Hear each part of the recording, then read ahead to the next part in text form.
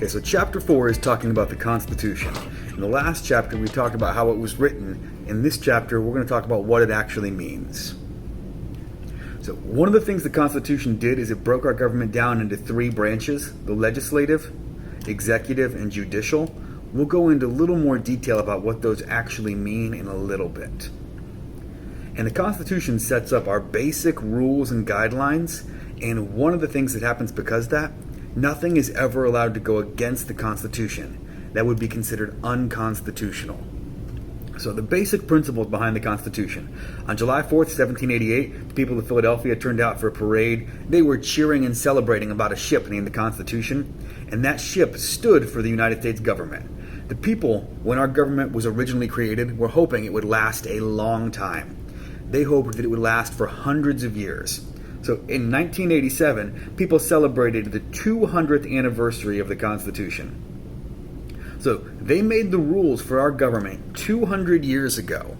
They did a pretty good job because it's only been changed or edited about 27 times.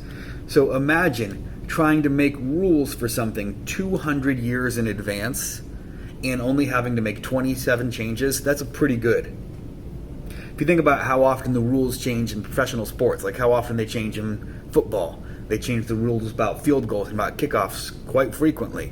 And that's something not nearly as important as the United States Constitution.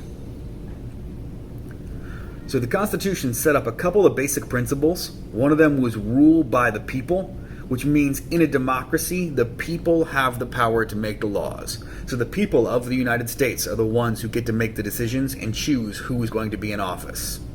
There's limits to the government's power. So the government is limited in multiple different ways.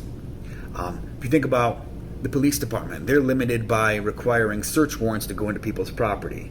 The legislative branch is limited because they're not allowed to pass any laws that go against the Constitution. There's multiple limits, and we'll talk about those in more detail when we get to each branch. There's separation of powers, which splits our government into three branches: legislative, executive, and judicial. And that was done to stop one person or one branch from having too much power. There's also checks and balances. And that means that each branch of government is able to check the other branch and kind of limit their power.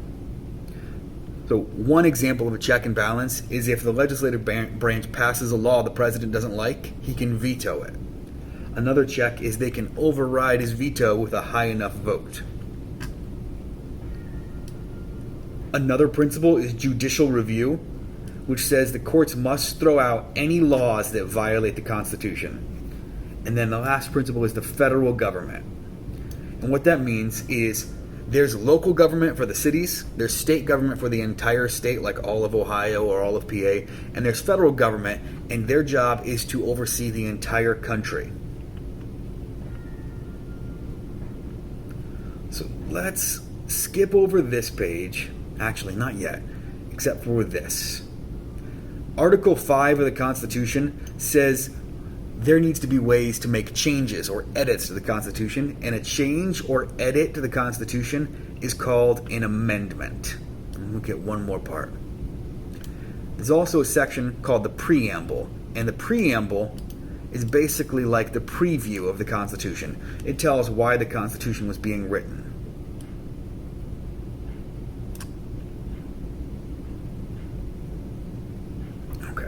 So, we're going to talk about some of the amendments or the changes they've made over the years. Now, there's 27 amendments. I'm not going to talk about each one. We're going to highlight some of the most important ones, or the ones you're going to hear most often. The First Amendment is important, and we hear it all the time. The First Amendment gives you freedom of speech, freedom of religion, freedom of the press, and freedom to assemble. We're going to see that a lot right now going on with the protests against the police brutality. We're going to see that a lot going on with the election. We saw this early when places were quarantining due to COVID. People were trying to protest against the coronavirus, and they were arguing, saying their freedom of speech and freedom to assemble gave them that right. The Second Amendment is the right to bear arms, which means the right to protect yourself, to carry a weapon, for the colonies to have small armies. The third protects you from having to house soldiers during peacetime. And if we think back to the Revolutionary War, this one was made so they could never send British soldiers to your house and make you give them a place to stay ever again. The Fourth Amendment requires the government to get a search warrant before coming onto your property. Now, there are a few exceptions to that, but they are rare. The Fifth Amendment does quite a few things. It sets up the grand jury. It protects you from something called double jeopardy, which means if you beat a case, if you go to trial and they find you not guilty, they cannot restart that trial again. It also gives you the right to not self-incriminate. So if you hear someone say, "I plead the Fifth," that means they're not talking because they don't want to make themselves sound guilty. The Sixth Amendment guarantees you a fair and quick trial. So one of the reasons this was set up is because back then you could get arrested, and let's say they're charging you with robbery. They arrest you today. They could hold you in jail and they could set your trial for the year 2025, and that means you're sitting in jail that entire time. But if you know about your Sixth Amendment, you can ask for a speedy trial, which in most places is within 30 days. They have to have your trial. The Seventh Amendment guarantees a jury for all trial cases. So anytime you're facing criminal charges, you can get a jury to decide if you are guilty or innocent instead of just a judge. The Eighth Amendment guarantees that the punishment fits the crime. So that was set up to make sure punishments are not too harsh or not too minor. The Ninth Amendment reserves all the rights for people not listed in the Constitution, and the Tenth Amendment basically says anything not in the Constitution is going to be the state's responsibility.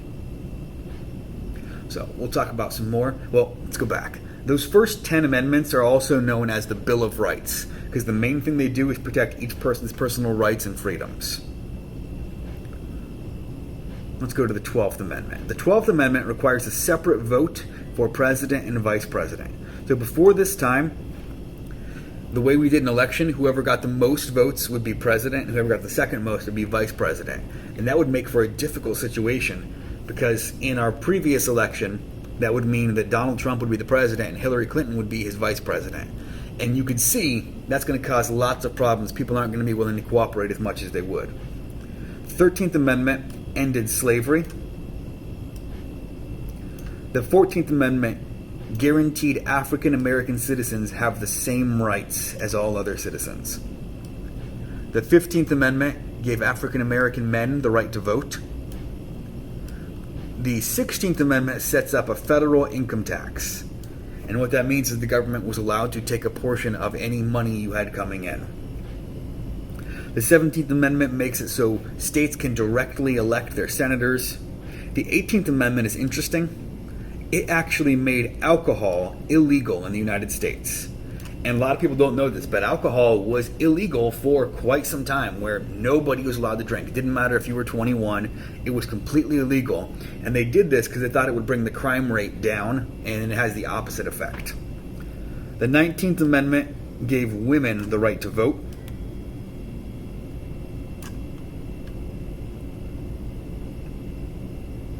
The 21st Amendment repeals the 18th Amendment. If you guys remember, repeal means to undo. So what it did is it made alcohol legal again.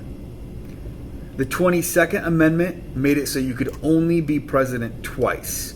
Now, if you guys didn't know, we had one president, Franklin D. Roosevelt, who was elected president 4 times. Now, after him, they changed that so you could only be president twice. There's a couple exceptions where you can get like 2.5 terms, but those are in like a legal gray area. We could talk about those later when we talk about the executive branch. The 23rd Amendment gave the citizens of Washington, D.C. the right to vote. The 24th Amendment made it illegal to charge taxes for voting. So one thing that would be done is they would charge taxes to people to vote, and that was done to kind of deter poorer people from voting. The 25th Amendment sets up the line of succession. If the president were to die, who would take over? If the vice president were to die, who would take over? And there's a big, long chain of command. The 26th Amendment gave 18-year-olds the right to vote. So they ended up lowering the voting age because they thought if 18-year-old men could go into the army and fight in war, they should at least be given the right to vote. And the 27th Amendment made it so Congress is no longer able to raise their own salary during their term. And this was done to stop Congress from giving themselves a raise. Imagine if you got to decide how much you got paid, what would you do to your paycheck? You're going to bump it up as high as you can. And that's what Congress was kind of doing. So this was set up to stop them from doing that. Now if they vote to give themselves a raise, it doesn't go into effect until the next session. Okay guys, so now we are going to work on a worksheet for Chapter 4, and it's going to be the Rights and Amendments worksheet. Let's get started.